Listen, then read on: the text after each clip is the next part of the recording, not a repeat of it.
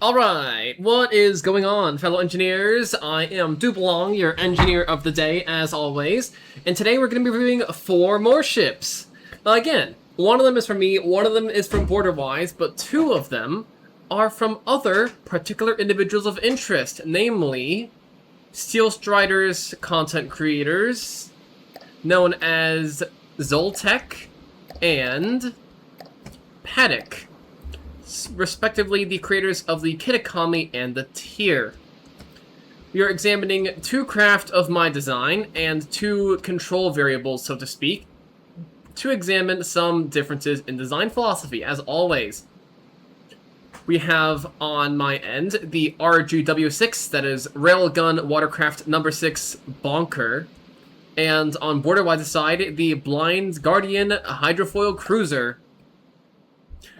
Again, we are going to be taking a look at the specific parameters of each of these vehicles and seeing if we can glean anything from their specific design choices.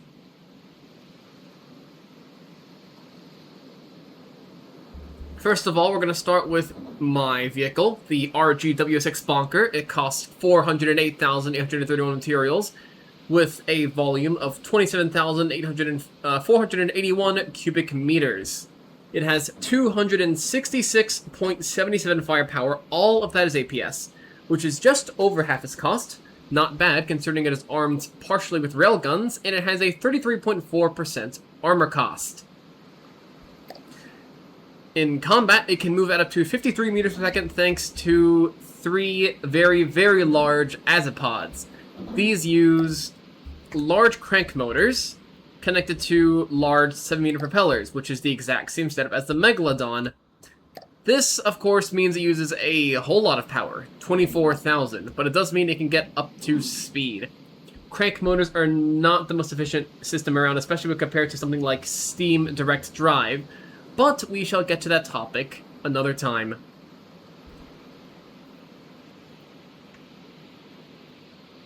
Now, I believe we can move on to the subsystems now. As always, we're going to go from bow all the way to the stern. First up, over here, we have some detection equipment, but behind that we have a lot of ammo boxes. This thing uses a lot of ammo, because it's a gunboat, so naturally, it needs ammo boxes. Let's see what happens if we set this one off, just for the funsies. It's covered in heavy armor, but... oh. Did it blow off the rubber off the AI compartment? That's a bit concerning. But it did not cause anything to be destroyed, so we're lucky there. Immediately behind that, we have an armored turret housing. If we turn on the cutaway, we should be able to see what this looks like. Turn on the back front cutter with the end key. There we go. I really like this design. Essentially, you harden the front end with a lot of heavy armor. If you do not know, heavy armor pieces have about 5 times the health and armor cost multiplied together when compared to something like metal. A heavy armor beam slope has 6,000 health and 60 armor, whereas a metal beam has 1680 health and 40 armor. This means that the heavy armor beam has 360,000 KD AC. Sorry, HP AC. Health points armor class is what it's called. A shell will need to have that much KD AP, kinetic damage armor piercing, without going over on the armor piercing in order to destroy that one block. So, this does mean that the turret is a little bit on the heavy side. The center of mass is way over here. But I decided that was okay, and I did not want to add lead to the back in order to balance things out. Let's see, how much lead would we need in order to actually do that? I assume it's a lot.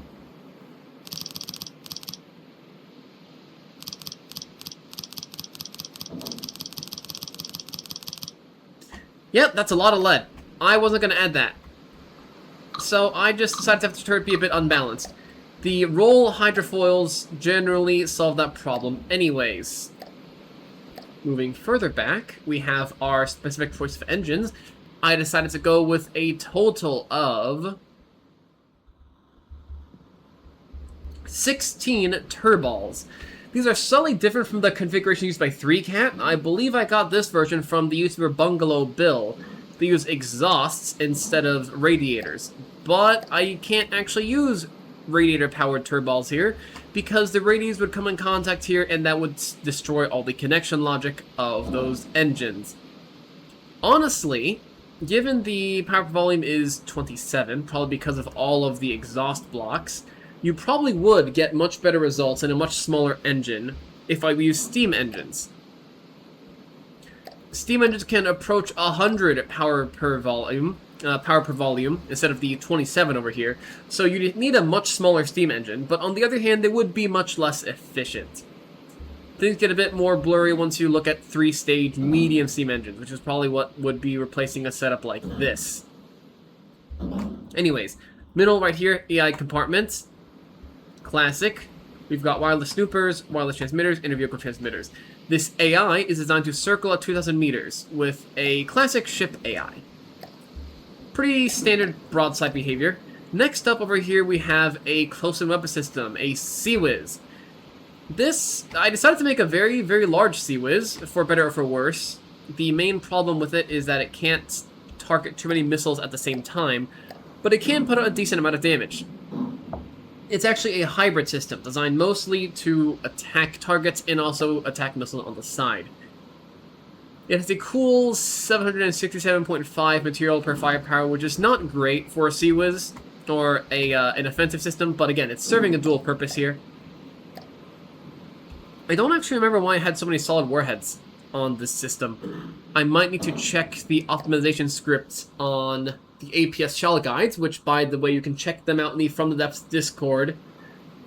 But this thing is essentially just Sabo back to solid warhead bodies to just about get 40 AP and deal full damage to metal.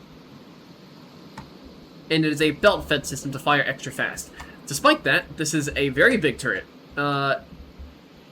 Just as large, in fact, as the main guns. So, that's some food for thought. This was a very large investment into a moderately effective system, but you might be able to get better results by putting something else here. Kind of with the engines, actually. Here's some repair bots here, and then the main guns. But since the main guns are the main course, I'm going to talk about the propulsion first. I just had to stuff some normal propellers over here, and then the azipods. If you've seen the Megalodon, it uses the exact same azipods. These just have extra length of drive shaft. That's honestly the only difference. They provide a lot of thrust at the cost of a lot of power. I don't really like the fact that I'm using 3/4 of the power of the Megalodon. The Megalodon uses 4 of these azipods in order to achieve the same speed on a craft that's less than 1/4 of the size.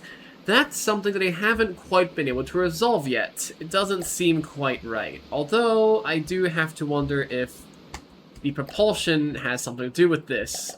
Tell you what, we'll give this a spin in the water and see if there's any clearance issues happening with... Nope. But you can see that we're not getting too much thrust here. However, we should be able to spin this up at full and see how much thrust material we can get here.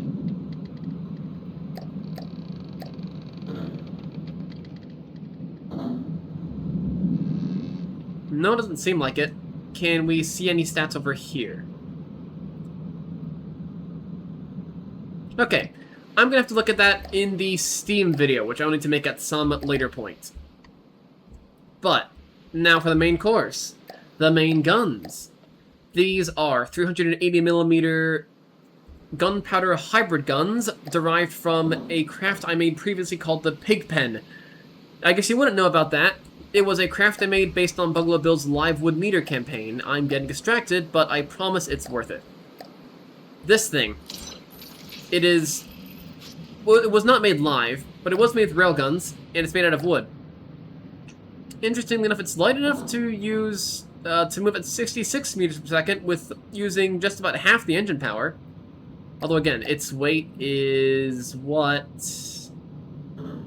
250k? This thing's weight is almost 4 times that. Yeah, wood is very light. It's also very flimsy. This thing cannot take hits.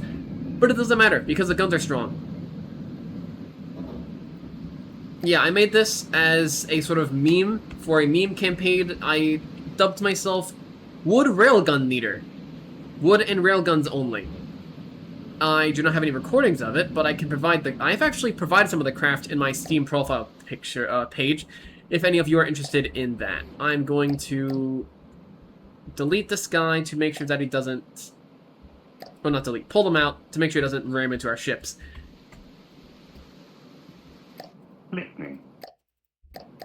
So, the gun. That's what we were talking about.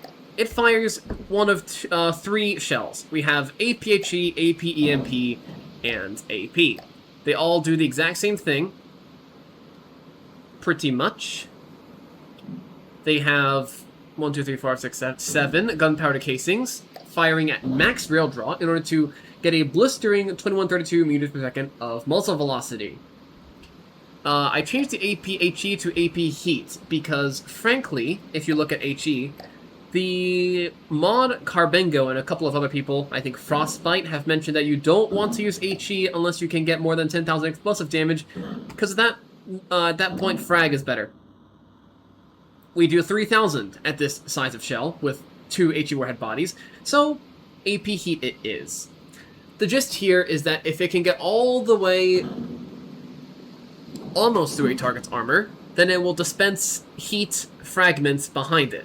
If the heat fragments reach more armor, because it's spaced, then it won't do very much. But if there's no air gaps, and then armor behind that section, then we will get a pretty nasty amount of heat fragments directly into the enemy internals, despite it not being able to go through all the armor. Also, emergency ejection defuse and ejectors on these guns, so that we don't explode. Now, the let's see, APHE and APMP both have, it's like 380 millimeters, max real draw, 911,536 KD AP. Almost a million KD AP. That is almost enough to go through 3 heavy armor beams if we are face on. Which is a decent amount. We'll see if it's enough when we look at the armor, I suppose. The AP shell, since it's armor-piercing, has 1.2 million KD AP. I have to keep this emergency ejecting defuse in here, because if I add this one, we go over the length. So, that's fun. We've talked about armor penetration, now it's time to talk about armor. Broadsiders, we only really care about the front side armor, but I am going to discuss the top armor, because I've noticed a couple of things. Anyways, what have we got here? I derived this scheme from the Discord server of the FromDepths player Brenzo, back when he was making the HMS Ragnarok refit, back in 2022. It has been that long, hasn't it? Let's see, metal, alloy, alloy, alloy, beam slope, metal. If you add that together, we have 2 metal beams for a total of... I'm going to probably make a calculator for this, so I can stop having to multiply everything individually. Pardon the small interruption, though. Did you know that heavy armor wedges have multiple boosts to their armor class? Not just heavy armor wedges, all beam slopes and wedges. At least based on existing data that I have access to and discussions on the Discord server, you can see that we get a bonus of armor class of up to an extra 20%, so 48. If you hit a beam head-on, it's 40, but if you hit it really at an angle, it's 48. In addition, the amount of kinetic damage a shell can deal to a target, apparently, is multiplied by the cosine of the angle it hits. If it hits nearly flat, then it will deal almost no damage. If it hits head-on, then it will deal all its damage. This means, basically, after some trigonometry and cosines, that a metal wedge, if all things align to its favor, sorry, not a metal wedge, a metal beam slope, has 42,766 HPAC against the 50,400 HPAC of a regular beam. Basically, against shells, a beam slope is almost as good as a full beam, plus it acts as air gaps in order to dissipate any heat or hesh. Pretty handy, that. So keep that in mind when you're trying to kill stuff with shells. Anyways, if we just take a conservative estimate and say that this is the equivalent of 1, 2, 3, 4, 5... So was it 5? Yes. 5 alloy, just 5 metal beams, because you do want to have some margin with these types of things. Then we have just about 67, 200 times 5. Oh.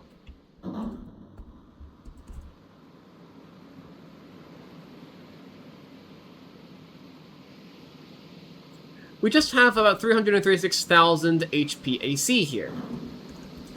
Now, this 900,000 HPAC should notionally tear right through that. Speaking of which, does this thing have shields? It does have shields. They're not insulated though, which is not optimal. I'm going to have a flying squirrel here to pester everybody. So they can have the shields power to see what they do. The shields, as far as I recall, just basically increase the reflection and reduce plasma damage. They also reduce laser intensity. Besides that, though, they don't do too much. They don't reduce, like, the AP of shells or anything. But yeah, that's the bunker. Decently armored, decently fast. Oh, I forgot to mention the heavy armor citadel around the important bits that I added later on because I was getting obliterated. Yep, heavy armor around the AI because I was getting AI deaded. Moderately fast, really, really high kinetic damage times armor piercing to get through those enemies. Tons of detection equipment. We have 45 detectors and 33 processing power. Tons of rangefinders. Because it is meant to share data with the fleet and get targeting data for everything. But yeah, that's the bunker. Alright, how many minutes are we in so far? That was 17 minutes. Moving on. The blinds... Oh wait, hang on a second. Sorry, I forgot to talk about the top armor. Little tiny tangent. This thing has very weak top armor. It's never been a problem for me because I haven't had aircraft fly above me and shoot heat into my internals, but there's one layer here. It's not a problem for the turrets because they have their own armor over here. As far as I'm aware, heat cannot pass through sub-objects, even if the blocks are adjacent to one another, but it could be a problem in the engine compartment because, you know, heat can bypass anything that's not an air gap. So, in the future, if I continue using this, I would probably put metal wedges over here to supplement or replace the metal beams. Just to make sure against that small contingency. Okay, now we are done. Moving on to the Blinds Guardian, made by Borderwise. It has a cost of 399,275 materials, which is slightly under my bonker, actually. I thought of this thing as a heavy destroyer, light cruiser type of deal. I don't know if the Blind Guardian is a light or heavy cruiser, but nonetheless it is cheaper than my thing. It has a volume of 36,960 meters cubed, a armor cost of 51.5%, which is very high, and a total firepower of 183.67. Mostly armor piercing. I think that's a little fly swatting laser over here. Top speed, 70 meters per second. It's a hydrofoil. It moves very fast, thanks to these propellers. Border-wise, please deco your propellers. You go through so much work to make your craft. Please deco your propellers. Oh, are these decoed? Oh, I think these are decoed. I don't think these are decoed, though. They still have their really classic little pinwheel shape. I mean, I don't know if people are into that, but I honestly just prefer to have normal shape propellers that don't taper into nothing at the roots and the tips. Again, personal opinion, though. We're getting a little bit on a tangent. Those are the raw stats. Is this thing... This thing has... Let's see. 36,000 meters cubed of volume is also a significant uptick compared to my own craft, the Bonker. but that seems to be following the overall trends that we've noticed. Now let's take a look at these subsystems. First up, this is basically an aircraft, so we have elevators that are located inside of the wedge. I didn't know these would work, but it is a very clever place to put pitch control, I'll say that much. Rubber, because as you know, boats are bound to ram into anything they can see. It's kind of in their behavioral patterns. Next up, yaw propellers. These have pretty good thrust per power in the standard context anyways. I think they're still pretty okay, even with completely covered on one side and downgraded to 55% clearance. These are very vital for the Blind Guardian because it has no rudders, so these things are the only way it can control yaw. On the plus side, it does mean that it doesn't need to move in order to yaw, which is very handy. Moving sternwards, we have some surge protection and some fuel tanks. I do not know why the fuel tanks and the surge protection are placed together. It's stone. Okay, we're gonna have to take a look at that in the cutaway. I think this might be for fire protection, but I don't know. Also, I'm curious if these are networked into a heavy armor grid for networked EMP protection, but it doesn't seem like it. Next up, we got smoke. Got to fight against those lasers. It seems like... Oh, you only use this 1 material per second. You see, back in the old days of FTD, anybody who actually remembers properly can quote me on this, but I recall that the smoke dispensers used to have a max material consumption of 40 per second, which was a lot. You really had a dilemma between, like, dumping all your materials into smoke and possibly taking more laser damage. So in that case, I think toning it down made sense. When it's a difference between 1 material per second and 10 materials per second, though, I'm not so sure. Say if you pump it to 10 per second, instead of 65% laser intensity, you get 30% laser intensity, which can half the damage you take from lasers. I don't know if Borderwise has been troubled by lasers recently, but could be something to consider. Just bump it up. Extra 9 materials per second is not too much. If you think about it, say, a engine that makes 800 power, at 800 power per material is going to burn 1 material per second. So 10 materials per second is the equivalent of 8,000 power at 800 ppm. Or 4,000 power at 400 ppm. Which, I guess that's a decent amount. Still, though, may or may not be better than getting roasted by lasers. Moving back, we have, I think this looks like a Seawiz gun, but we should double check just to make sure. This is a rapid-fire cannon with way more coolers than it needs. It only really needs to fire at 300 rounds per minute, but it has enough cooling for 380. You could also tone down the number of barrels it has, if that is the concern. But wait, it has 1 barrel. That doesn't make sense. I see 6 barrels. Okay, 6 barrels. Oh, that's a different gun. Okay, I confused myself there. Let me make sure that I'm looking at the right gun. 404 RPM. Why does this have so many coolers? It's not using the coolers. You could just get rid of these and save some money. I suppose we can see how much money we actually save later. Anyways, rapid fire. Well, I guess decently fast. 50mm Sabo fin. This, if you recall, was something that Borderwise mentioned. Essentially, this thing has... Okay, this does have recoil absorbers. It's essentially ultra-accurate hybrid Seawiz with a whopping 73 AP, which, I'll be honest, I don't know if you need that much AP. If you swapped it for an armor-piercing head, you could grab an extra 20% damage with that and still have a nice 50 AP. Nonetheless, if you are fighting wedges, or if you are, if you're fighting against wedges, the effective impact angle reduction to 75% could make the difference. Or if you're fighting ring shields and heavy armor. Although, I'll be honest, I don't think this thing is going to make any meaningful dent in anything like the Singularity.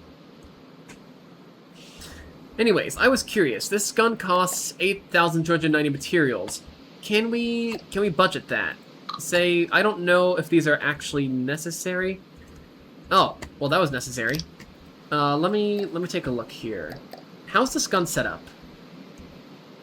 You have cooling vents and gauge increases over here. Okay, you have cooling vents. Not all of these are gauge increasers. Actually, most of these are not gauge increasers. Small durability tip: since these are connected, you could just swap these for 5-way connectors. Not swap the gauge increases, of course, but swap the cooling vents. Now they're connected to each other, so that if one block is destroyed, the system is still interconnected. Plus, you don't even need all these cooling vents. You could, for example, take these out.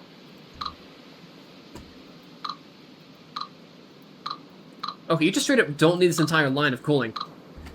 Let's see, that's 7890. That's 8290. So, take all that out, you save 400 materials right there. Which, for example, what can you buy with 400 materials? You could line the front of this turret in heavy armor. Hey, that's 175 materials right there, if I recall. Yep. Isn't that kind of funny? A block of heavy armor is half the cost of a single cooling unit. I didn't know that. I half memorized the cost of these things, but I did not think of that in those terms. That's very interesting. Okay, moving on to the next gun now. Double barrel setup over here with some heavy barrels and very nice deco. These are custom jet parts. We have another Sea-Wiz, a 550mm kinetic heat Sea-Wiz. So, let's see, I believe the thing's game is, it's got, how much AP? 25, that's not a lot. I'm curious, if you add armor piercing, does it go up? Yeah, by about 10%, 15%. But, you know, you do get less raw kinetic damage, which you do want against missiles with the AC of 20, if I recall correctly. So we're going to put that back. The way I see it, this thing is essentially meant to crit fish. It is meant to try and shoot out heat fragments into little tiny bits and try and damage anything that is not air gap armored, kind of like the roof of my bunker. Although, given this thing's elevation, it's not quite high enough to aim down into my ship's roof, unfortunately. Maybe if the thing was a flyer, it could do it, but it can't. Alright, I love taking the material stats. This thing has 483 material per firepower, which is very nice. This thing has 851, which is on the lower side for a gunpowder weapon, but this is a dual-purpose gun. And I don't dole out enough in dual-purpose guns to say whether or not that's any good. Although I will say, side note, let's see. You do want to take a look at this material per firepower to take a general look at DPS cost effectiveness, but this one, total cost and volume including ammo and energy, will also give you the material cost of the engines you need in order to, say, run stuff. You need weapon parts, engine parts, and materials. It also gives you a neat look at operating costs. Railguns will generally fetch you around 2,000 or 3,000 cost and volume total, or materials per firepower, after an hour, which is a lot. Like, for example, let's go to the bunker here. The bunker needs extra engines, so naturally, its material per firepower is going to be even worse from the outset and down the road. However, this thing is meant still to go through the armor of enemy craft all at once, which is, again, the main draw of railguns. So I usually go for the compromise. More overhead costs, more maintenance costs, but far greater one-shot potential. So though, gunpowder does win out in raw damage. Anyways, let's see, I believe we discussed all of that. Yep, 2-barrel setup. Again, you could skimp out on coolers and add some armor to your thing. I think it might help in some cases. But besides that, everything else seems just about fine. You have just enough absorption to cover the recoil. That is well balanced. Main gun. We only have one. It is a triple gun, though, and it is 433 millimeters. Let's see what it's firing. Yes, I am aware that I'm going over these subsystems in a different order compared to Minecraft. I hope that doesn't bother you too much. But I am going over all the guns, so I might as well, just real quick.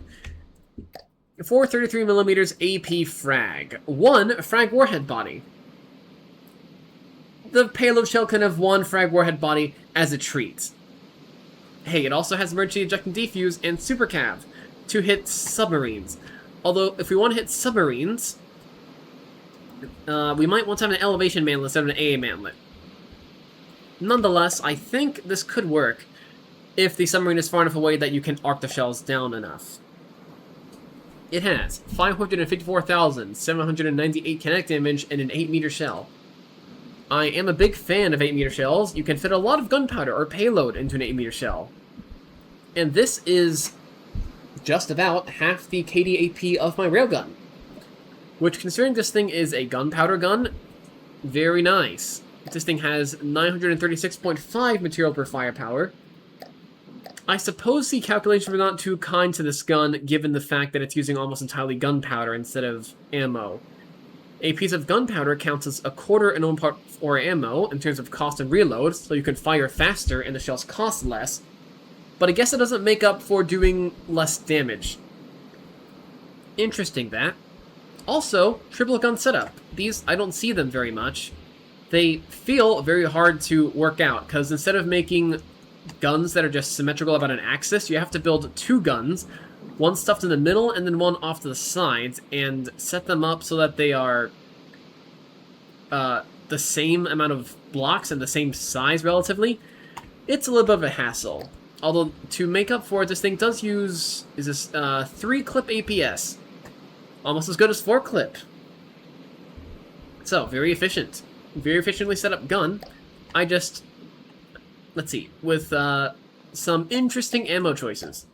Again, very different design philosophy. The fact that this uses gunpowder does mean it will have an easier time hitting moving targets. Although, again, the KDAP might be found wanting in some scenarios. Very neat turret manlet design, though.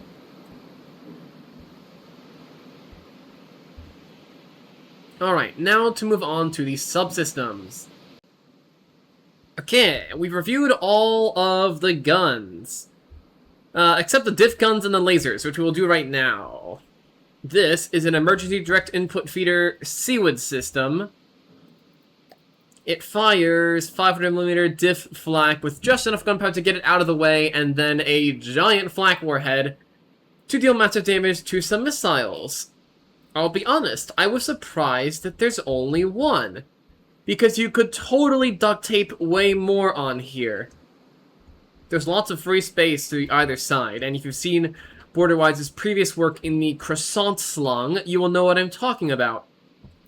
Next up, we also have a dual-purpose laser. At least I think it's dual-purpose. Yep, we got some EMP installation right here. And some laser anti-munition nodes connected to a laser which outputs 3,000 power.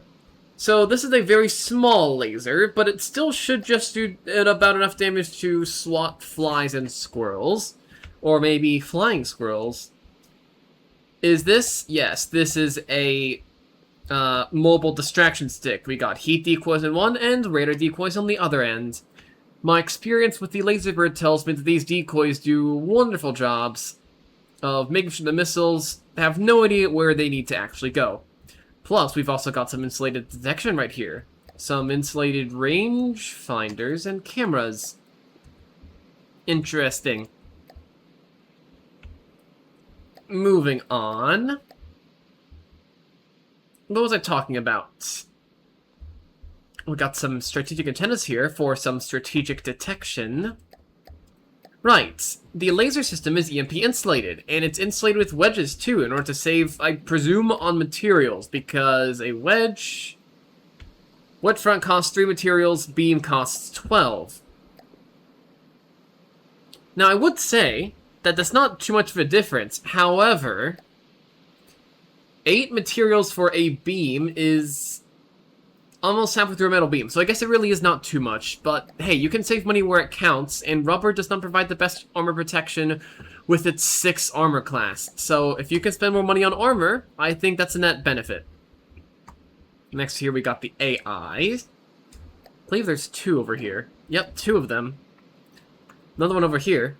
Oh, 3 of them. That's the 3rd AI. Yep, 3 AIs. 1 for CWIS, 1 for guns, 1 for the laser. Very smart. We also have some radiator-powered... Are these carburetor bricks? They're not injector bricks, and they're not turballs. They have 400 power material and 55 power per volume. 55 power per volume is pretty good. Although, if I must throw a little bit of shade at this engine, I believe the turball gets almost twice the power per material for only 2/3 the power per volume. Let me check real quick.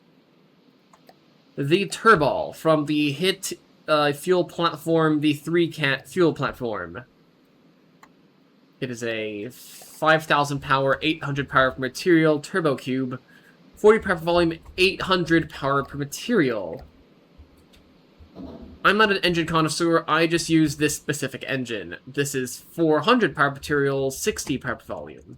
So, the engine on the Blind Guardian has 20 more power per volume, but it has half the power per material. If you ask me, I'd use this engine. But this opens up a broader discussion about form factor, which I will talk about in a second.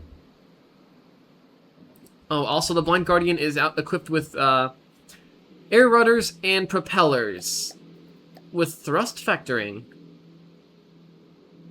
Yup, propellers have thrust vectoring. Very handy.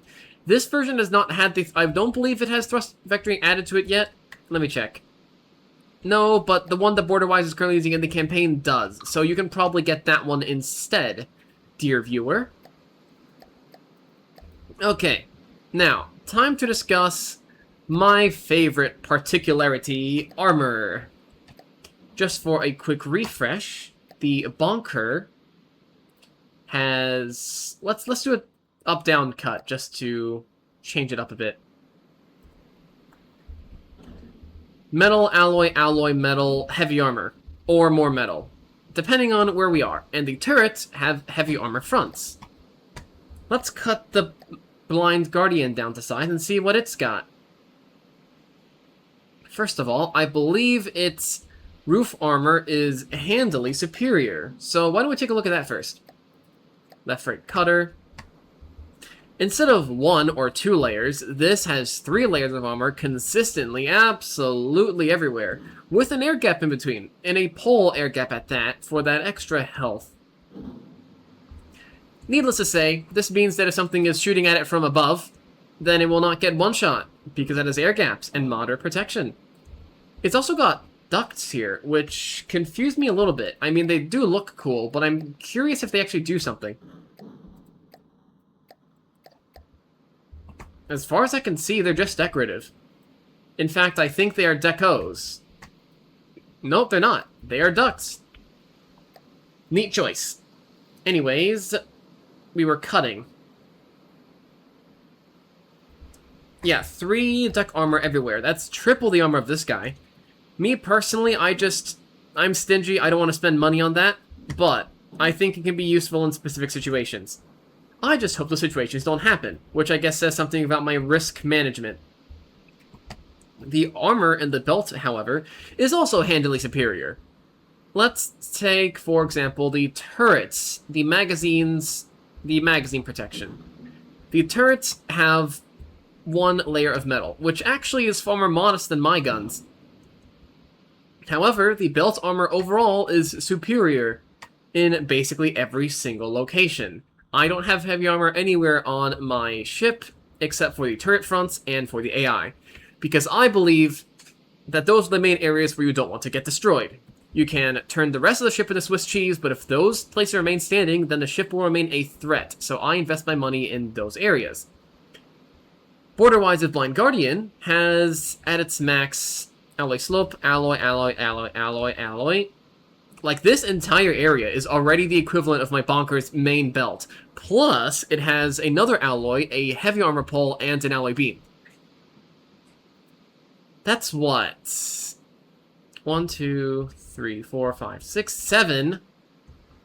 7 layers of alloy in some places. 5 layers of alloy basically everywhere. Plus a heavy armor block. That's handily just a bit more protection than what the turret gets, but it's distributed throughout the entirety of the ship. This means the Blind Guardian can take hits basically everywhere. Although, again, I just let my fuel tanks and ammo get turned into Swiss cheese if they must, and spend the extra money on armoring specific areas. Although, I guess, again, this, the Blind Guardian has, what? 70,000 materials and extra armor compared to my ship? So, no matter how you cut it, it's going to survive more punishment.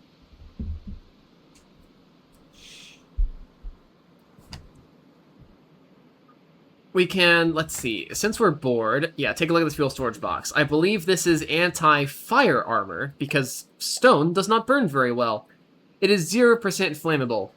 Well, actually so is metal. But stone has more fire resistance and it's cheaper. Also got some classic small interceptors here. That can also act as torpedo interceptors. Very interesting. Ah, yes. I was curious about the fuel tank protection. Okay, so the very extremities don't get heavy armor. But the turrets and engine rooms do. And it's still distributed throughout a much larger section of the ship. And even this unarmored section still gets what? 1, 2, 3, 4, 5, 6, 7 layers of armor. This secondary processing compartment only gets 5 layers. And the ammo gets extra heavy armor. So yeah, again, border-wise, much more heavily armored. But if we cut up a little tiny bit, we can take a look at the turret armor. The turrets are very well protected. Dare I say, sometimes maybe too well protected. I think I might have noticed this on the BBS Croissant Slung, but border-wise armors, again, in some places where I don't armor. Whether or not that's actually important and determines the fate of battles, I have not been able to tell. Just in case one of Borderwise's turrets gets hit on the... Is this a mantlet? Or... I think you call this a barbette. This little raised elevation in order to allow the turrets to super fire. It is armored everywhere. Every single direction with 1, 2, 3, 4... Heavy armor, 5. 5 blocks on heavy armor everywhere, from every single direction. My turrets are not afforded such luxuries, although, to be fair, these guns aren't super firing. Not even a Seawa's gun. So again, that's because I'm cheap.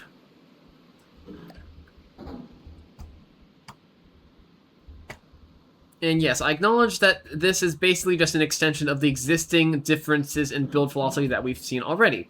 But I figured that it was worth a mention, because I think it's a very interesting divergence. Just making sure, have I discussed anything that I need to discuss?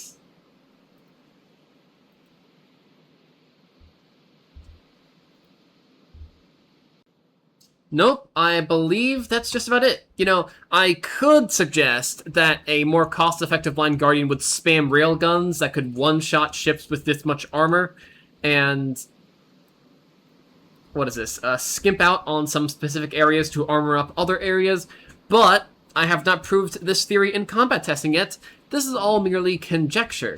So, I will just say that I think a lot of these design choices are very valid, if different from what I would do.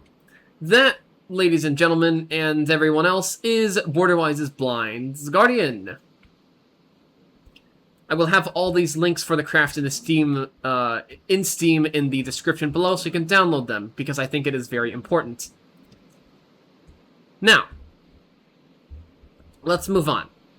Oh, actually, before we do, I do want to calculate the amount of HPAC that the Blind Guardian's belt armor has. Because if you recall, Actually, you know what? I'll do that later. I will calculate all these ships, and I'll compile them together at the end of this video. Because I'm curious what it takes to go through all this ship's armor without having to grind through it in multiple shots. Again, I'm a big fan of one-shot critical damage, as I have accidentally said way too many times in this video. Okay, next ship in the line, the Kitakami by Zoltek. It cost 376,155 materials, which I believe is less than it used to. And if I recall, the Kitakami is supposed to have a penguin drone that accompanies it as well. Let me just make sure. Yep, there's the penguin. Okay, I assumed that the penguin didn't spawn because the Kitakami is set as a drone right now. We can take a look at it later, though, if we remember to. Anyways, 376,155 materials, 12,452 volume, 18.5% armor cost, which is significant decrease from the previous vehicles, and top speed of 47 and 43 meters per second. Pretty fast. Not blazingly fast, but relatively modest material use as well. Again, note to self, I gotta take a look at this in the Steam section, because I'm curious how to optimize thrust per material usage and where all of this fits. It has 229.06 firepower, split almost perfectly between missiles, APS, and the star of the show, its adaptive particle cannon. I do like the deco on this thing. It's very modern futuristic. Let's take a look at its subsystems. Starting at the bow, this thing is relatively packed. We have rubber-insulated everything. We have shield projectors with rubber, although there's alloy adjacent everywhere on the shield projector. It's on the front and the sides. So does this thing actually survive EMP blasts? Let's test it. Survived 1, 2, 3, 4, 5, 6, 7, 8, 9, 10. Okay, well, it's going somewhere. It appears to be directly shunting into this surge protector instead of the adjacent shield block. I am actually curious now how this works. Why don't we cut this ship open and take a look?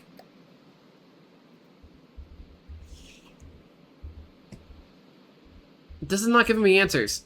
I mean, I kind of get it, how the surge protector is more EMP susceptible than the shields, so naturally something is going to go for the surge protector, but still, it seems like there's a perfectly valid conductive path over here, and there's no heavy armor to make this extremely yummy, but it's going for the surge protector every single time. Let's crank it up to like 10,000 damage, and see if that fries the shields. Nope. Nope. Nope. Nope. Nope. This thing's EMP-proof, despite the shield being right there. That's very impressive. Oh, I think the shield just got zapped. No. No. Okay. Yeah, that is very impressive. I didn't know it could do that. I still don't understand how it can do that. But, if you know how, please let me know in the comments section down below. Haha. Next up, we got a very, very large ammo compartment. I don't know why it is set up like this. This is a godly craft, and it's protected with applique armor. If you don't know, applique armor is essentially the same weight as alloy, with less than half the health and just less than twice the armor class. Sorry, 50% more armor class. I honestly don't know why... Oh, it is also half the cost of lightweight alloy. My impression was that its main purpose was to dissipate heat rounds, which is handy because there is just solid blocks over here. But there's also air gaps that you could perfectly leverage to stop stuff like that. Okay, and there is heavy armor here, so I guess that's fair. But I still don't quite understand the role of alloy here, because you could just put heavy armor wedges to protect this ammo.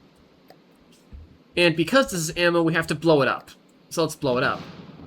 Oh, that's explosions, never mind. Ammo. Explode, please. Boom.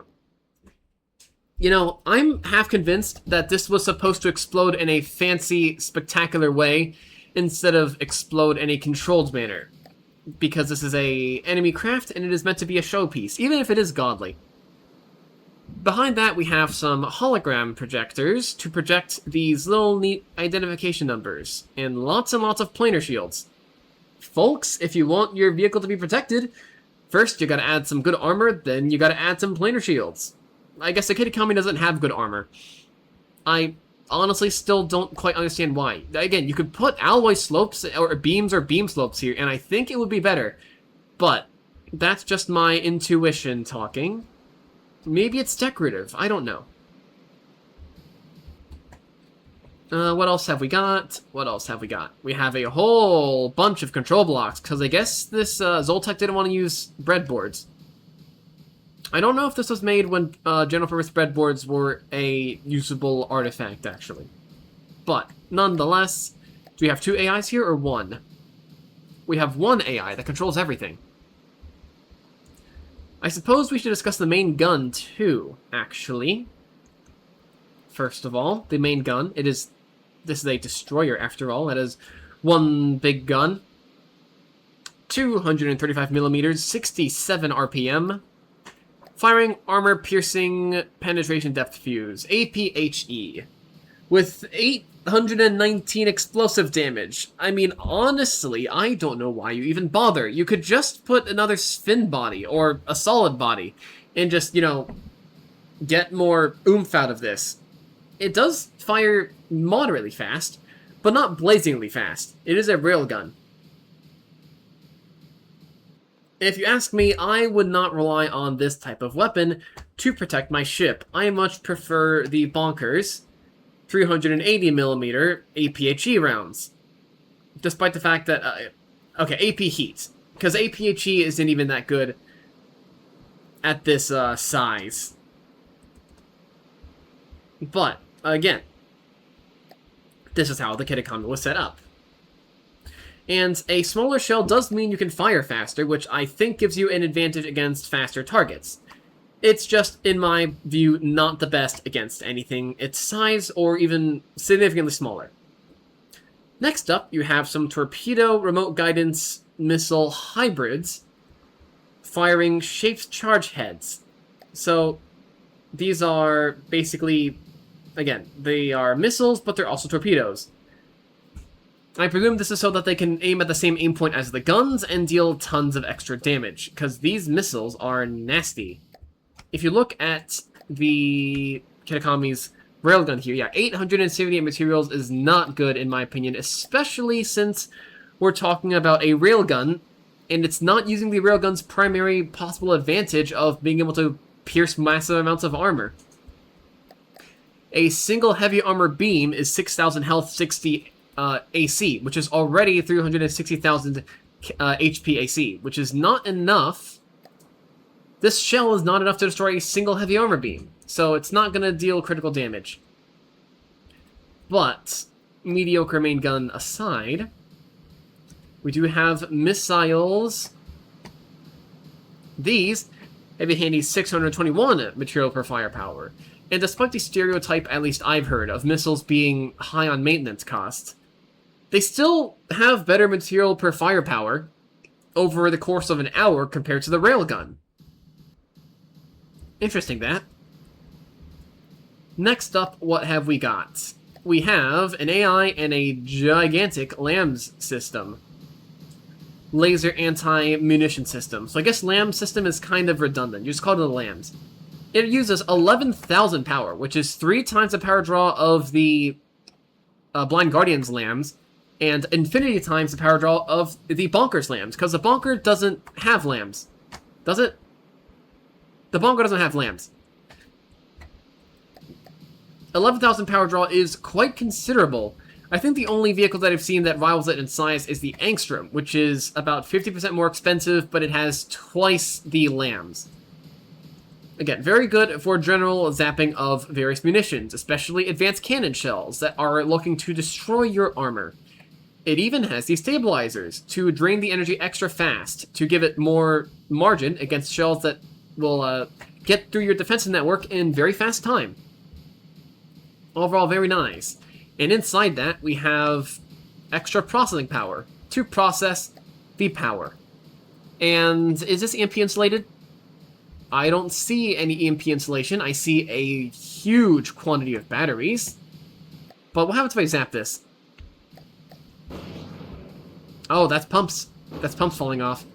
Yeah, the core of the Kitakami is relatively EMP susceptible, actually. Now that I'm hitting this over and over again, it's not... You're seeing surge protectors fall off. Was that a shield projector, though? You see local weapons controllers. That's not good. You want your weapons controllers to be safe. You want your shield protectors to be safe, too. Okay, the Kitakami is not EMP-proof. It needs more protection.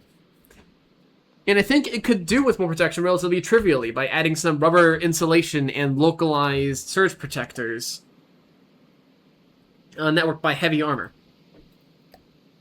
Moving on, though, we have more missiles. I believe these are interceptors. Yep, very large, medium-sized interceptors designed to move fast and hit stuff at longer ranges. To power the particle cannons, it also has a steam boiler. Medium size. Okay, next to the steam boilers, incidentally enough, we got some roll props for roll control, alongside these roll hydrofoils, and some nice little bit of decoration. Up here, we also have some flares. I'm actually curious what these flares are composed of. We have 4,800 heat decoy signal strength and 8,000 radar signal strength. I heard on the Discord that if you want to actually avoid missiles, you need to have 10 times your decoy strength. 10 times your shift detection range and decoy strength, and 35 times that if you want to avoid anything with a signal processor. But I think that's going to require some combat testing. But, just in case, if you look here, we have 226 meters detection on all ranges, which is not a lot, although to be fair, we are not underway. And radar, which should not be affected, we have 2,000 meters by 5,000 by 2,000 meters. Which, I mean, this is still stronger, but not by a significant amount. Nonetheless, it should be enough to throw off some missiles. Speaking of which, supplementary firepower, we have some regular torpedoes for flavor. Some very big radar defenses. Oh, interesting. These are lamb's nodes, but they've been disguised as giant radar bits. That's actually very handy. I think that looks nice. I might have to use that for myself at some point later. Are these EMP insulated?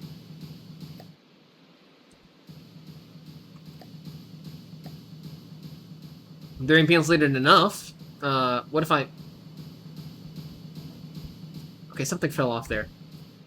We're losing shield projectors every single time an EMP surge hits, which is slightly concerning. But the lamb's nodes are still fine. Right next to that, of course, we have my favorite weapon of this thing, the particle cannon. It has a very tall neck. If a single block in the particle cannon gets shot, it is no longer operational. So this would concern me on a ship. Nonetheless, the Kitakami is a force to be reckoned with. I've fought a couple of them there. You don't want to mess around with the Kitakami. It is a scatter lens, which means that it can fire a whole bunch of nasty little fragments all at once. Do we have... Yeah, these are ACB controlled, not breadboard controlled, which means that we can actually take a look. They're 40 focus, which means they are not very accurate, but at max power, we have 4 50,000 damage surges, which is a considerable amount. 50,000 damage at 60 AP is enough to go through 8 heavy armor beams. Of course, if we're firing at like 2,000 meters, that goes down to 4, but that's still a lot. I think a 70 firepower particle cannon like this is a handy armament for any craft of this size. Speaking of which, though, it can also switch to EMP 1 second charge and just fry little tiny aircraft. If you want some look at what a 70 EMP particle cannon is supposed to do, I'm working on a prototype of my hovercraft, the Fulcrum Blaster, Sorry for the plug. This is a 62 firepower particle cannon. Admittedly, it is long range. It is meant to fire at 2 kilometers, and it deals 67% damage at that range. But yeah, this is a big fella. I'm curious though. Since this is a max range particle cannon, it is 400 meters long with less firepower. This is a scatter lens, but it is 373 meters long. That's actually not that much shorter than this giant setup up here. It's only 70 meters shorter, but it's crammed into a turret. I'd say that's very cool. I'm gonna pull this and salvage it though now. As we look back to see the Sea-Wiz 60mm, 600 RPM, belt-fed heavy heads. Tracer stabilized lots of solid warhead bodies to attack missiles. What does the thing have in terms of firepower material? 998. So again, Sea-Wiz is usually not the best in terms of raw firepower damage, but it's supposed to shoot missiles, so it doesn't matter too much. Speaking of which, the particle cannon has 1,000 material per firepower, and that goes up to 4,000 once we're talking about long-term maintenance costs, because they need to siphon up a lot of energy. Oh, and speaking of which, I'm going to compare that to the Fulcrum Blaster again, one last time. 5,000 ammo and energy used over that many minutes. Yep, that's quite a lot. Although, it's actually not too bad once you compare it to lasers, which also hover around 1,000 power per material in some cases, raw, and a couple thousand once you account for the extra maintenance. But if lasers have to deal with smoke and shields, then they become significantly less effective. I've done the math before. I will show it off some other time. More lamps. Oh, these are the lamps nodes. And if you go back here, these are some steam turbines. And down here, we have a very neat, a very small, but very powerful direct steam drive system. It is a, let's see, this is a 2-stage. Let's take a look. It seems like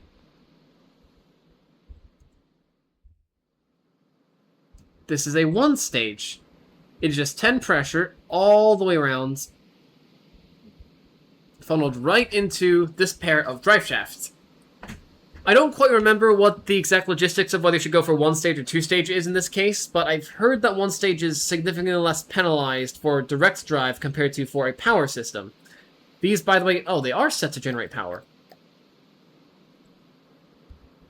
I always set my systems to not generate power, but I don't know how much like RPM debuff and how much thrust loss you get if you have them generate power, or if it's more efficient if you let them do that.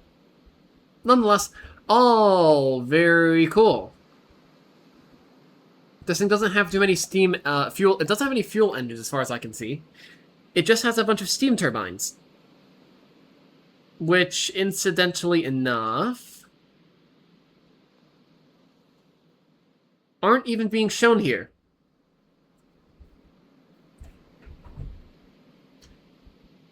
Let's see, what else have we missed? The Kitakami and a lot of other Steel Strider's vehicles like to use air pumps. So I'm going to let the Kitakami go. We're going to watch it drive around for a little bit. We're going to watch it drive around for a little bit. Pardon the lag, folks. And look at that. It moves at a decent clip. It can probably get up to speed relatively well, too. If you remember, custom jets get around 13,000 to 15,000 thrust per material. But if you look at this shaft,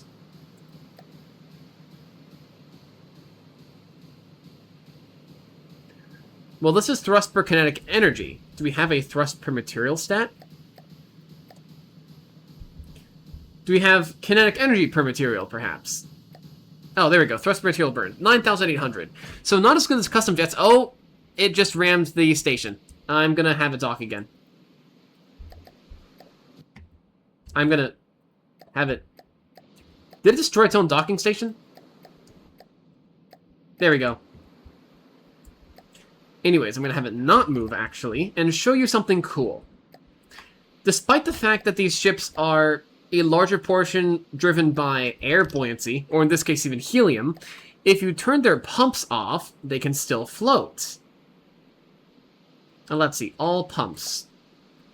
Disable. Test.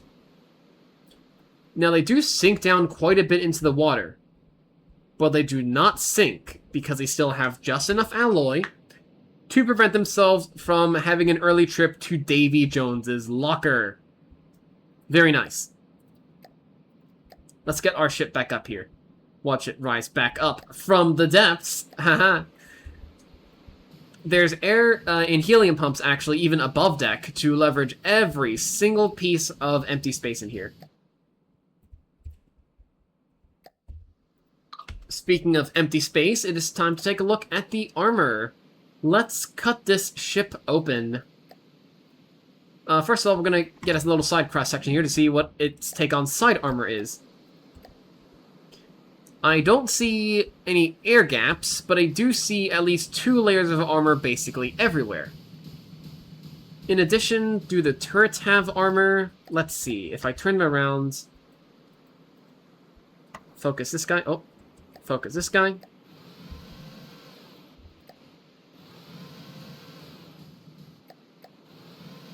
It does not seem like they do, but the turret wells, in this case, are surrounded by heavy armor, which is just as good, in some cases, and allows your turrets to rotate faster, with a same-sized turret block. The bottom here is also EMP insulated, although I don't know how perfectly, because if I just EMP... Okay, it's insulated enough to prevent the local weapons controllers from becoming an immediate target, it appears. Let's take a look at the belt armor now. Turn this cutting off, turn this cutting above. Belt armor. It is quite thin-skinned, but that skin is quite dense. It's got heavy armor beam slopes. It's got applique panels. Wait, is that it? It's got 1 heavy armor beam slope for just almost 360k HPAC against shells, and half that against particle cannons and lasers, and 1 applique block? Oh, I suppose it's got some extra heavy armor blocks around the turret wells, because, oh boy, does it need it.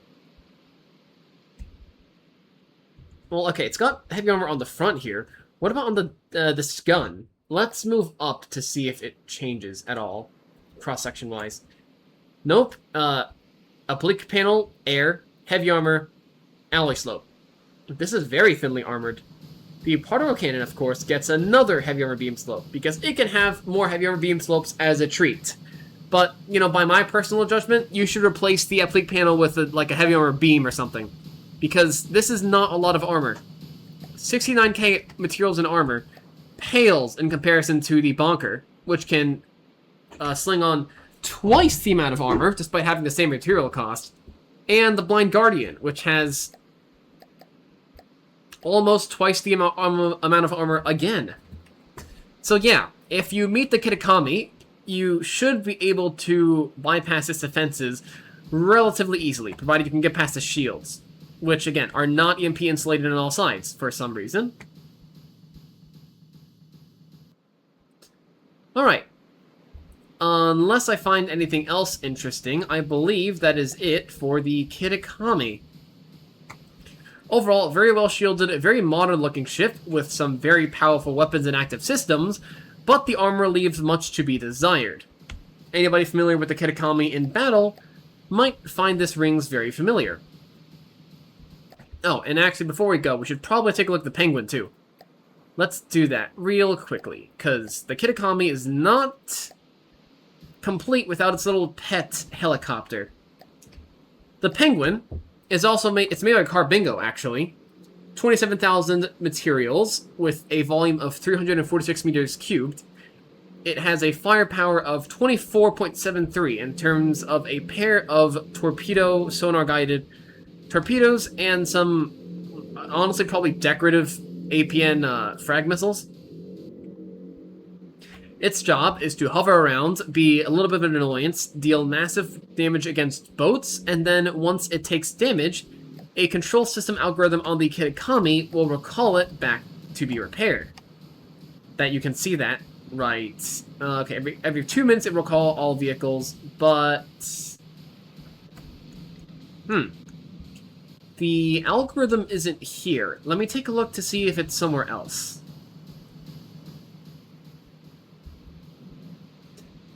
That's the particle cannons. Essentially, that's to target low-volume enemies with EMP blasts and high-volume enemies with pierce shots. Where does... Oh, maybe the algorithm's on the Penguin itself.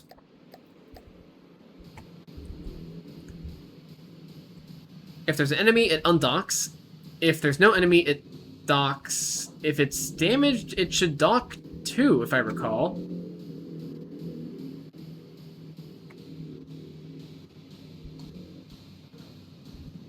Was that system taken out? Let's combat test it for a second. Because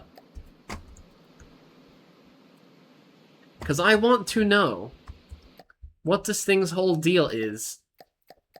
Let's see, lightning. Let's put it against a Candela for the funsies. Oh right, I should probably put the fort out of play so that we can have a fair fight. Fair combat test, I mean. Oh, look at that. Massive blast from a particle cannon. The Candela is not attacking the Penguin for some reason.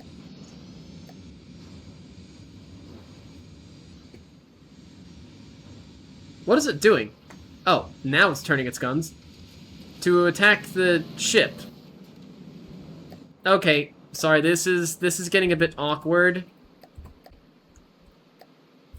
I would like to see if... Oh, what am I talking about? If it's... You know what? Here, I'll just spawn in an enemy ship. Let's take an Exodual. And we're going to see... Oh, there we go.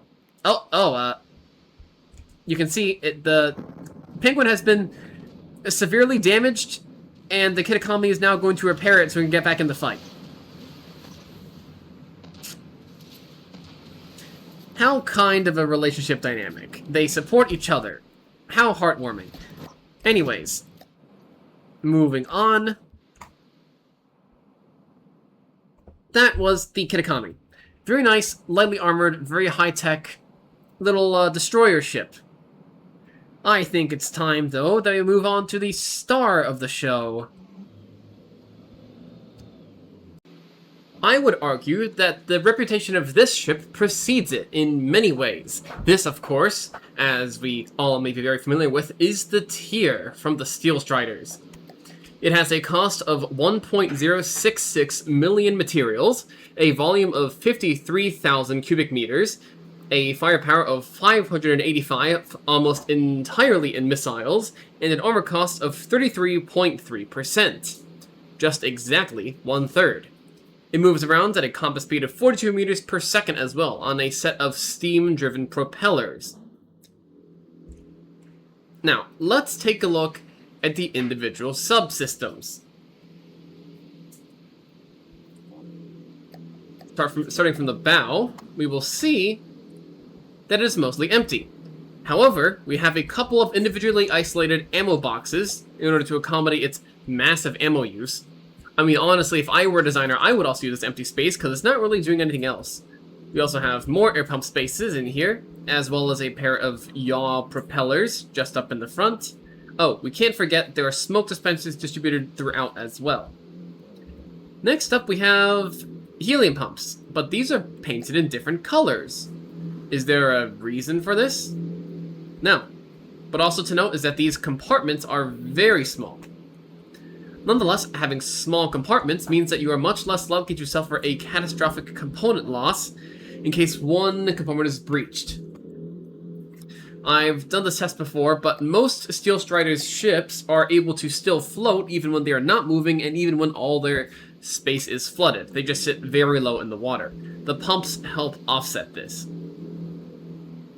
A helium-filled room has just about the same buoyancy from the helium as an air-filled room does in water, or slightly less. If we check here, a helium pump, the room is 4.5 meters, it is 4.5 buoyancy per cubic meter below water and 3 above water. The air pump has 3 buoyancy above water, below water only. Of course, air does not have any buoyancy if it's in air. Next up, we have another ammunition storage, this time surrounded by heavy armor, to make sure it absolutely does not explode, although, again, we should probably check just to make sure.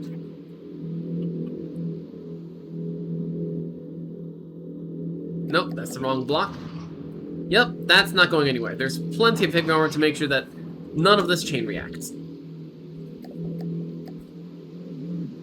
Moving on then, we have a bunch of surge protectors. One of the shield projectors, set at maximum range, up in front. I think, let's see. These are set very flush to the hull though. And then we have the railguns. Each of these triple turrets has a firepower of about 50 in each of these barrels. They fire either AP frag or AP heat. And we can take a look at the shells. These are 380mm, very small shells actually. The user Awelner from the Discord recommended against using any high explosive shells below 5,000. They only really start to become viable above 10,000 damage. These deal 419 damage. Oh, but I guess these are HE, actually, so it doesn't really matter. Since they are heat shells and not pure high explosive shells, it doesn't really matter. Essentially, the idea is that it will deal 709,756 KD AP, which is just under 2 heavy armor beams, and then shoot a massive jet of copper through whatever is left. If there are no air gaps, then these fragments, which deal a ton of damage and 4 AP, will absolutely mangle anything that is on the interior. And even still, 1,000 damage with 4 AP and 13 fragments means that we do still deal a total of about 42,000 KD AP, which is not a lot, but it will be enough to damage a moderate amount of armor. So, it is very frightening. Not to mention we have 2 stabilization bodies here. How good these are, I could not tell you, because I don't really know how much accuracy matters at this scale of gun. But then again, at larger calibers, a stabilization body can only have a maximum length of 300 millimeters. Each of these integral components has a length of 380 millimeters, so you're saving on some length by having such a large shell use fin bodies. And it does help with the base bleeder too. The base bleeder of course makes you faster, but less accurate. So, these are generally designed to deal a whole ton of kinetic damage and then destroy whatever's behind the armor. Very menacing. And the rangefinder, of course, we do have a real coincidence rangefinder above, but these are munition warners. Very sneaky. All 3 guns are mounted one after the other with just enough room so that they can super fire above each other, with barbettes made out of, that is, mostly air, and then some heavy armor beam slopes. And in the middle here, we have some processing power. Or is it an AI? This is a processor, and there's actually some ACBs and a secondary AI here. Yep, this is for the secondary weapons. Now, I've fought the tier a couple of times, and I will note, a lot of the time, if the AI aims anywhere over here, or anywhere over here, it has 0 chance of hitting any turret. So when the tier is broadsiding, the fact that there's so much room over here and so much direction over here, so much spare space that's basically nothing, that is not its vital subsystems, means that you have a statistically much lesser chance of dealing fatal damage to the one system that's dealing damage to you. That's some key advice for anybody trying to build broadsiders. The empty space really does make a difference. Speaking of which, we have a very large decoy here, a radar target simulator with a signal strength of 45,000. Which, is that enough to make this immune to missiles? So you got a signature of 9,000 over here, 25,000 over here, 10,000 over here. So it's 2 to 4 times the actual signature of the tier itself. So that should do quite a lot in order to dissuade any enemy missiles. It might not deter all or even most missiles with a signal processor, but it still will do quite a lot. And it may be worth it considering the price for one of these launchers is... Let's see. I guess we'd have to find the original part, or I guess prefab it. So I guess I'll prefab it. Let's just take a look. How much does this countermeasure system cost? You are spending 20,000 materials on some decoys for a 1 million material ship. That is...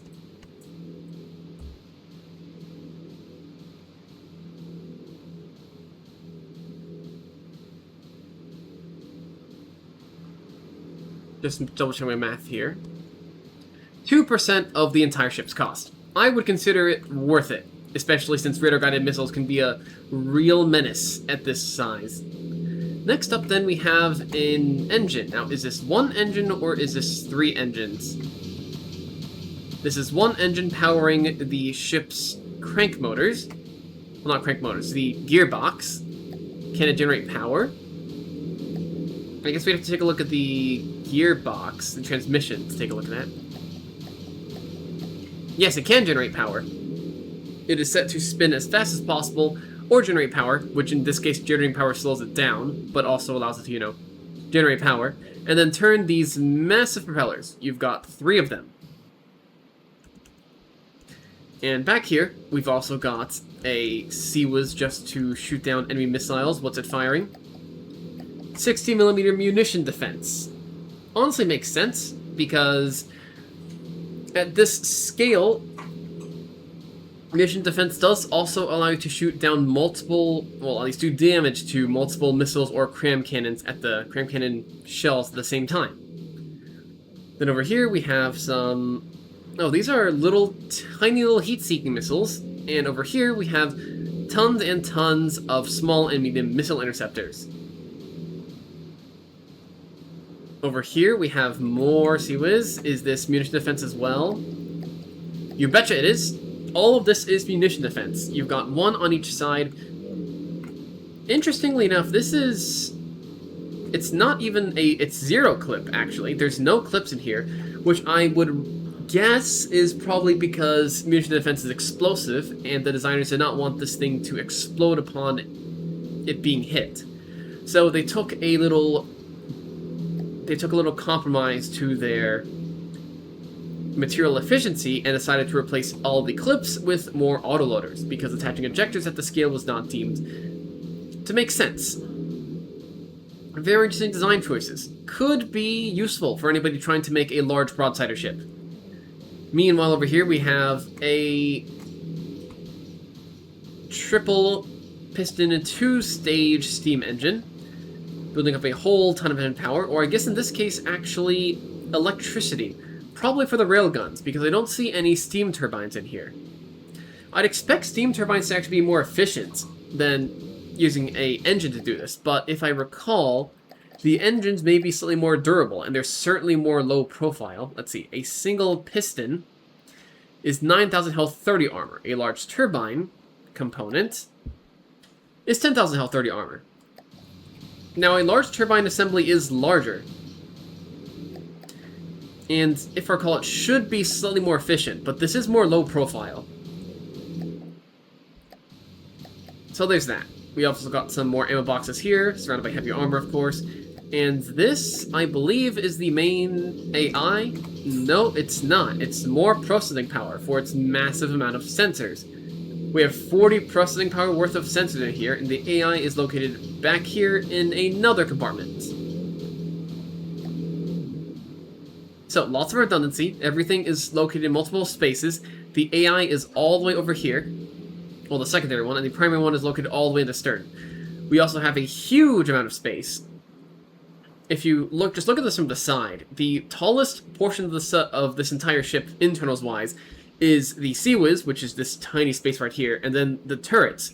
Everything else is just about 7 or 8 meters above the floor, which makes this overall a very low-profile target, all things considered. Most of the ship is going to be below the waterline in combat, which is itself another form of protection.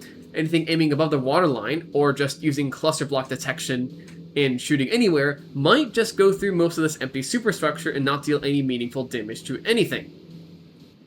Again, the tier's armor, arguably, is not, I would say, not very comprehensive, considering it's a million-material broadsire, but it does have a lot of empty space, concentrated in a lot of huge areas in which there's basically nothing to shoot through. So it's able to leverage that to its own advantage. The main weapon systems are concentrated in one wide spread over here, and then everything else is, above the water anyway, is basically free space. I am curious if they still have decoys in here. Yes, they do. They have heat decoys all the way up here, so that anything targeting hot blocks is basically shooting at the least important part of the entire vessel. The only thing up here is a couple of decorative material storage containers, and some smoke dispensers, and some munition mortars, as well as this little detector on the superstructure. Overall, again, very smart choice. We also have some decorative smokestacks. These don't do anything, but they look cool. Have I missed anything else? Or is it time to look at the armor? Alright, let's take a look at the armor. Turning on the cutaway, starting all the way from the front.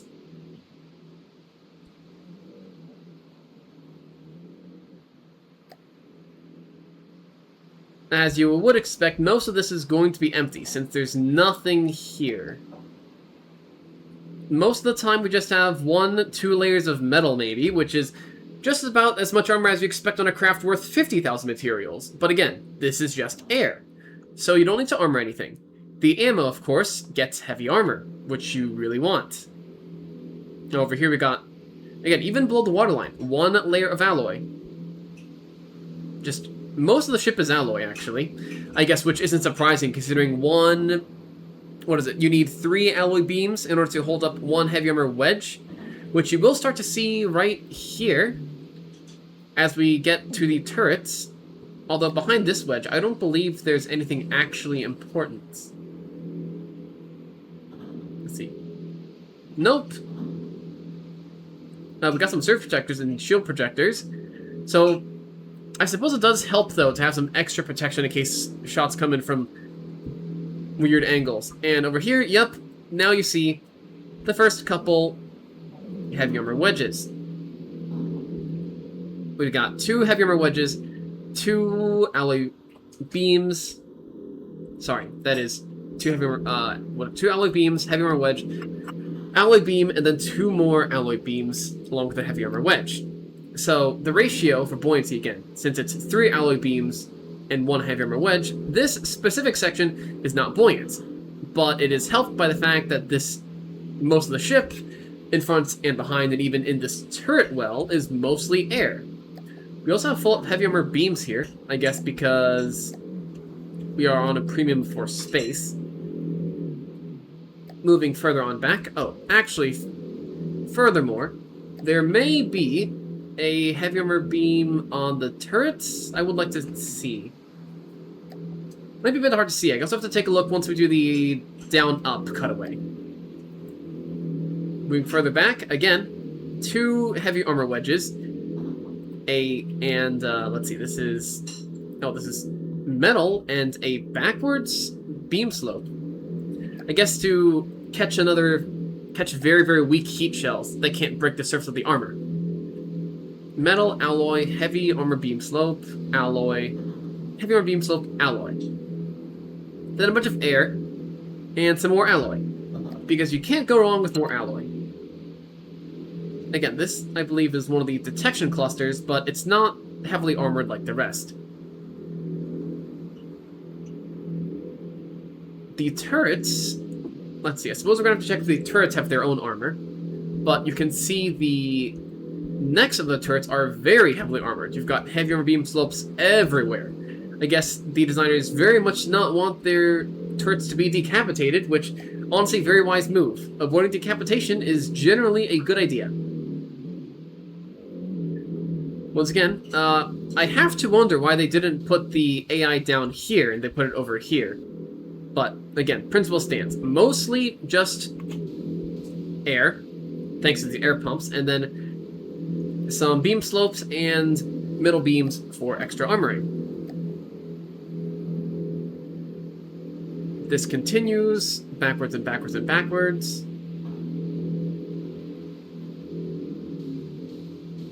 Oh, there's a... It looks like there's a massive concentration of heavy armor over here.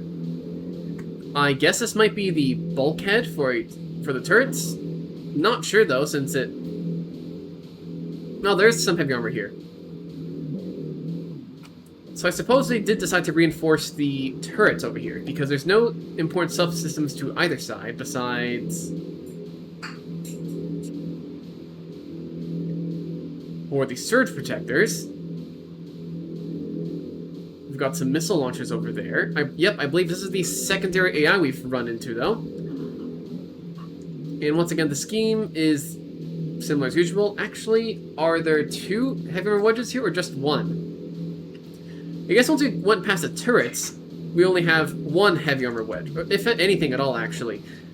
This entire empty space doesn't even have heavy armor. We have heavy armor down here, though, to protect this little cluster of detection. I honestly would have expected some heavy armor maybe up here in case that there was plunging fire coming from high up at this angle, but the tier does not seem to have it. Nonetheless, the water line is very heavily protected. And, yep, the entire ship is alloy, but the outer coating is metal. Still, though, it seems like the designers went out of their way to spend as little money on metal as possible, because again, these are beam slopes, not full beams. I suppose once you're chasing a ship of this thinness, and you want to use as much alloy as possible, you'll save on resources wherever you can, which honestly makes sense.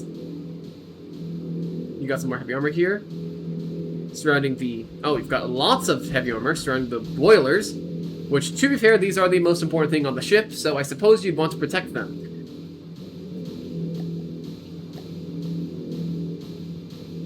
We got the... Yep, that's the primary AI over here. Although, it's surrounded by alloy. I honestly would have expected more. But, to be fair, we also have this giant material container, this intermodal shipping container, which itself has a health of 15,000. It doesn't have very much armor, but it does have as much health as 2 heavy armor beams. I'm just curious, is it also the weight of 2 heavy armor beams, or is it less? It is the weight of 3 heavy armor beams and the health of 2 of them. So, you don't want to use this as armor if you're concerned about weight, but given the fact you have to put resources somewhere, having them protect the AI is probably one of the best places to put them.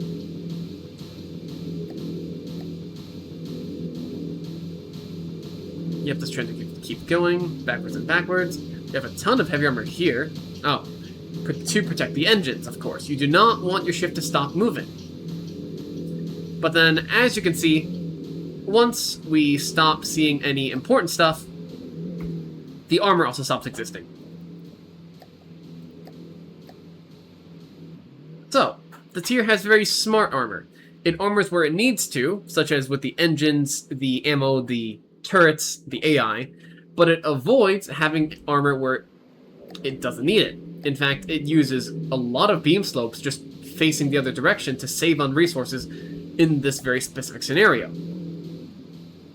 Also, this is very neat design. I do enjoy this. The tier uses a lot of these slopes, 2-meter slopes, to give a sort of sloped silhouette to most of the craft. Oh, and although because it is unable to get a clean transition here, once the bow starts sloping in, it uses a little mimic-generated... What is this? Square corner in order to help with that. If you turn the mimics off, like with the aerodynamics, you'll see that it looks a little bit awkward here. But, again, even here it doesn't look too bad. And the mimics basically cover up all of it. Although, I'll be honest, I do have to wonder why they spammed corners here instead of just using offsets or anything else. Still, though, the mimics look nice, at least. And just for good measure, we can take a look at the down-up cutaway.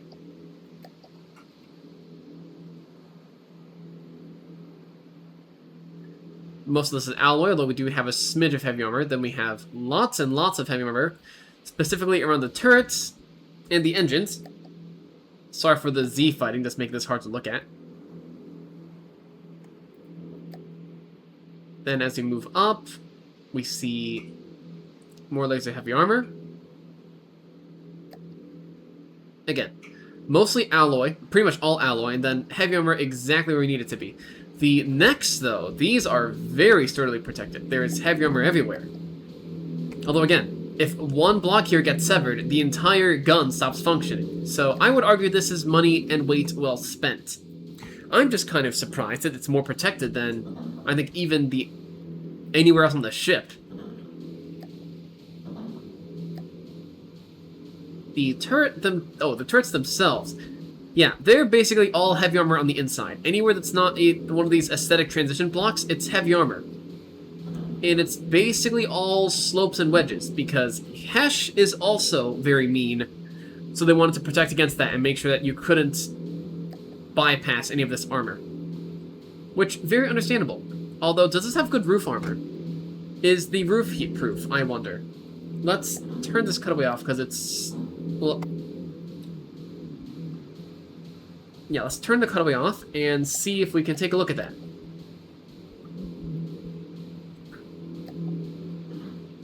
We have... Oh, this is mimicked, actually. It is a heavy armor beam up here, but right below it is just the turrets. So, theoretically, if you shot the tier directly from above here, you would bypass the heavy armor and immediately be able to destroy the firing piece. But that would probably require a vehicle to be very high up and aim at this specific area, which, probabilistically speaking, you see is not the most likely place to hit. Nonetheless, I think it is a real vulnerability. The price paid for having such a snazzy and sleek turret roof, even at this scale. Yep, see that? Heavy armor. Some people might feel resentment at using decorations or mimics to achieve this, but the tier does this, and it is a very well put together ship. So there's something stopping you from just using heavy armor and then pretending it's metal. Speaking of which, actually... Oh, the back here is alloy. Some parts of the tier look like alloy and some look like metal. Most of the larger parts of the hull are metal, but then the superstructure is mostly alloy. That's an interesting choice.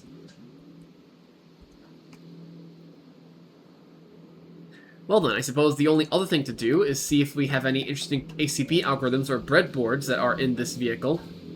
I did see a couple of breadboards. Might as well see what they do. This one... Oh, if there's an enemy, then the hatches will open. Just to test things, let's spawn in an immortal rat and have the enemies fire at that in order to trigger the control algorithms.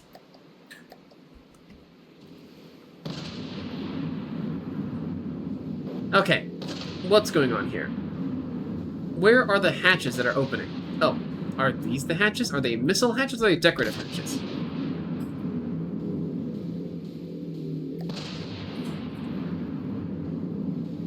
These are missile hatches. All the missile hatches open immediately if there are enemies. Is it all of them or is it filtered, actually? Yep, all missile hatches open if there are enemies. Next up, we have missile interceptor ACBs. We have more missile interceptor ACBs. The decoys are on, although they're only set to 250.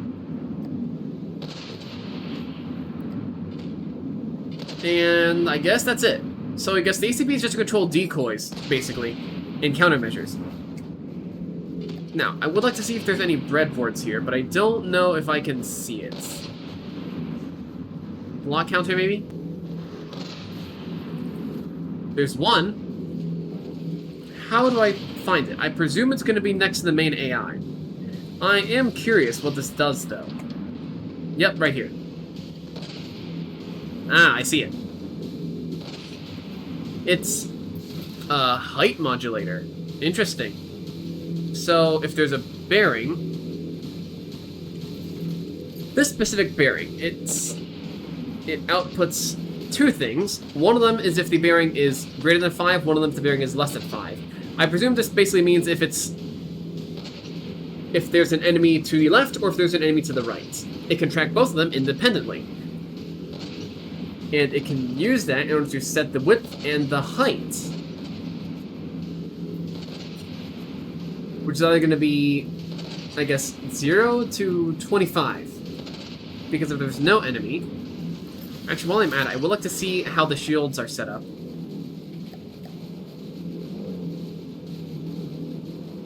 Let's just make them not transparent for a little bit. Yep, look at that. Directional shields. Gotta love it. We have a set of shields that go over basically all the vital parts of the ship, as well as in front of the turrets. But as you can see, they only turn on in this direction if there's an enemy here. If we spawn another rat over here... Okay, interesting. The tier doesn't turn to actually shoot at the enemy that it can actually shoot at. Guess that's something with the target prioritization. Oh, here it goes. Well, you can see that... Why are the shields small in this direction? Is it because there's... Okay, hang on. Hang on. Am I getting something confused here? Is it because it only tracks the primary target instead of the presence of an enemy? Yes. Interesting. Wait. Is this an accidental design flaw? Because unless a tier is running out of engine power when attempting to use all of its shields at once, it's basically turning the shields off even if there's an enemy that's not a target in the other direction. Oh, maybe the designer has to fix this now. But I guess until they do, keep in mind that the tier is only turning on its shield to face an enemy that it is shooting at. So if you have another enemy that is in the opposite direction, you are essentially able to bypass the effects of the Strength 10 shields, which are 20 to 40% reflect chance, and a substantial damage reduction to plasma and laser intensity reduction. Figure. Well, I guess we've accidentally discovered a weak point of the tier today.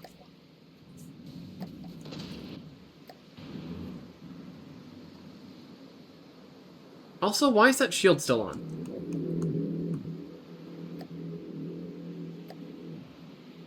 That's gonna bug me. I'm gonna turn that off.